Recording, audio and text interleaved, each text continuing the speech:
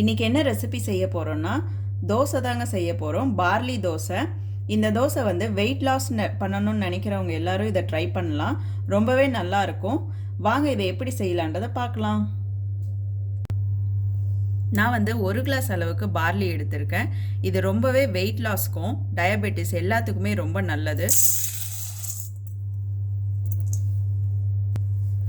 ஸ்டோரில் வாங்குற பச்சரிசி இது வந்து 1 கிளாஸ் எடுத்திருக்கேன்.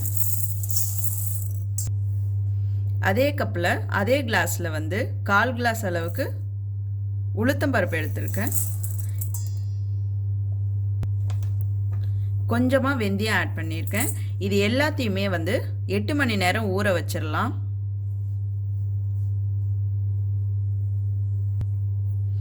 அதுக்கப்புறமா அரைச்சி எடுத்துக்கலாம். 8 மணி நேரம் நல்லா ஊறிடுச்சு. தண்ணியெல்லாம் வடிகட்டிட்டு இப்போ அரைச்சி எடுத்துக்கலாம். இதை நல்லா அரைச்சி எடுத்துக்கிட்டாச்சு. இப்போ இதுக்கு தேவையான அளவுக்கு உப்பு ஆட் பண்ணிக்கலாம். நல்லா கலந்து விட்டுக்கலாம். இப்போ நல்லா கலந்து விட்டாச்சு. இப்போ இந்த மாவு நல்லா புளிக்கட்டும். 8 மணி நேரம் ஆகும், வெயிட் பண்ணலாம் அது வரைக்கும். அதுக்கப்புறம் எடுத்து தோசை ஊற்றிக்கலாம். 8 மணி நேரம் ஆயிடுச்சு. மாவு நல்லா புளிச்சிக்கிச்சு. நீங்கள் எவ்வளோ தண்ணி தேவையோ தோசைக்கு ஏற்ப நீங்கள் வந்து அந்த மாதிரி ஊற்றி மிக்ஸ் பண்ணி நல்லா ரெடி பண்ணி வச்சுக்கலாம் பேட்டர் வந்து. இப்போ வாங்க தோசை ஊற்றிக்கலாம். இதில் இப்போ பேன் நல்லா ஹீட் ஆகிடுச்சு. தோசை ஊற்றிக்கலாம்.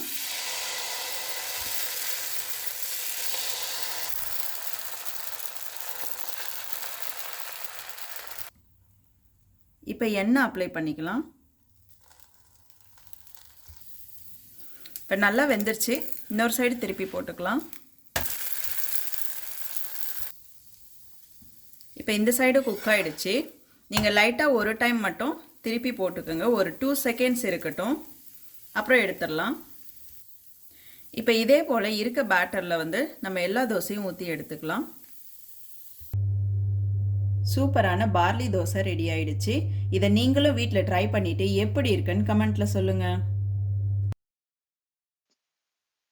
இந்த வீடியோ உங்களுக்கு பிடிச்சிருந்ததுன்னா எங்க சேனலை சப்ஸ்கிரைப் பண்ணுங்க, லைக் பண்ணுங்க, கமெண்ட் பண்ணுங்க, உங்க ஃப்ரெண்ட்ஸுக்கும் ஷேர் பண்ணுங்க.